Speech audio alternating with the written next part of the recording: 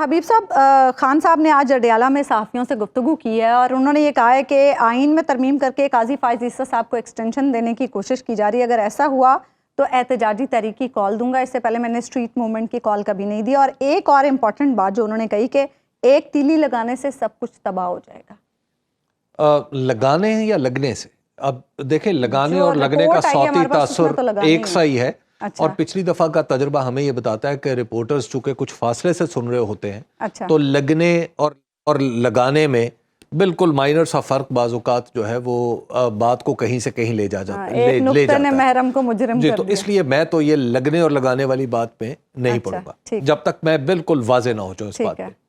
دوسری بات یہ ہے کہ جہاں پر تک قاضی فائز عیسیٰ صاحب کو ایکسٹینشن دینے کا معاملہ ہے تو اس حکومت کی پوری خواہش ہے.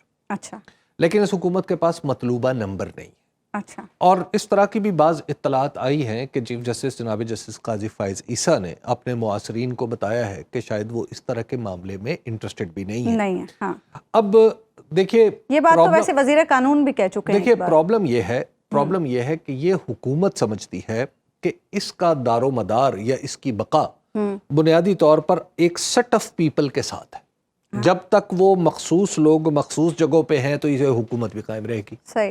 اور ہماری بدقسمتی یا آپ ہمارے سوکیانہ پن کا اندازہ لگائے ہماری سیاست کا کہ ہم نے چیف جسٹس کی ذات کو بھی اس میں گھسیٹ کے شامل کر لیا ہوا ہے. یعنی ہماری حکومت یہ تاثر دینے میں قطعاً اس کو باک نہیں آتا کبھی، یعنی قطعاً اس کو کچھ اس کے ماتھے پہ کوئی عرق انفعال بھی نہیں آتا کہ یہ چیف جسٹس کو اپنے محافظ کے طور پہ پیش کرتی ہے. حالانکہ ایسی بات بالکل نہیں ہونی چاہیے. اور جہاں تک چیف جسٹس قاضی فائز عیسیٰ کا تعلق ہے، دیکھیے میں ان کے طریقہ استدلال سے اور طرز استدلال سے بالکل اختلاف کرتا ہوں. حتیٰ کہ انہوں نے آج جو فیصلہ دیا ہے جس میں 3 نشستیں انہوں نے واپس مسلم لیگ نون کو دی ہیں، میں یہ سمجھتا ہوں کہ یہ فیصلہ قانون کے طے کردہ اصولوں کے خلاف ہے، منافی ہے. لیکن یہ سپریم کورٹ کا فیصلہ، اس پہ گفتگو ہوتی رہے گی اور گفتگو ہوتی رہنی چاہیے.